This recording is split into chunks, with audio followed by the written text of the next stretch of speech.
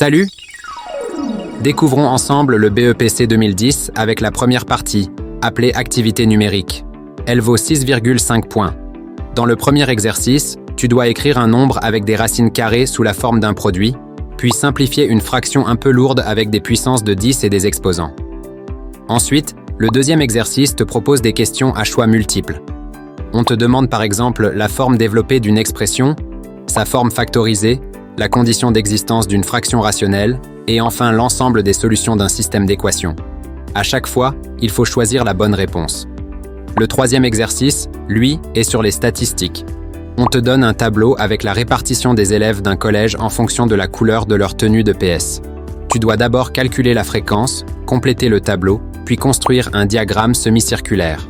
Bref, c'est une partie qui mélange calcul, QCM et un peu de statistique. Accède à la correction complète en écrivant au numéro en bas. Continue avec la partie B du BEPC 2010, les activités géométriques. Elle vaut 6,5 points. Premier exercice, on te présente une charpente de maison. Tu dois montrer que deux droites sont parallèles, puis calculer une distance.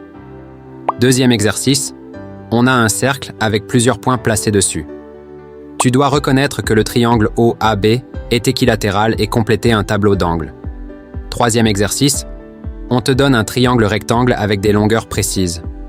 En le faisant tourner autour d'un axe, tu obtiens un solide de révolution. On te demande sa nature, son volume, et enfin la hauteur si c'est un récipient. C'est une partie qui mélange parallélisme, cercle et solide de l'espace. Accède à la correction complète en écrivant au numéro en bas. Salut! On termine le BEPC 2010 avec le problème, qui vaut 7 points. On te donne 3 points A, B et C dans un repère. Première étape, il faut les placer. Ensuite, tu dois calculer les coordonnées de plusieurs vecteurs, puis les distances entre les points pour déterminer la nature du triangle ABC. On continue avec l'angle ABC. Tu dois donner sa mesure et calculer son cosinus. Après, tu travailles sur le milieu du segment BC et sur le point symétrique de A par rapport à ce milieu. Puis, tu dois trouver l'équation de la droite BC. Enfin, la dernière question porte sur le quadrilatère ABCD. Tu dois reconnaître sa nature et justifier ta réponse.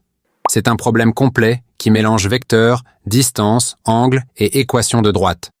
Pour obtenir toutes les explications détaillées, contacte le numéro qui s'affiche en bas de ton écran.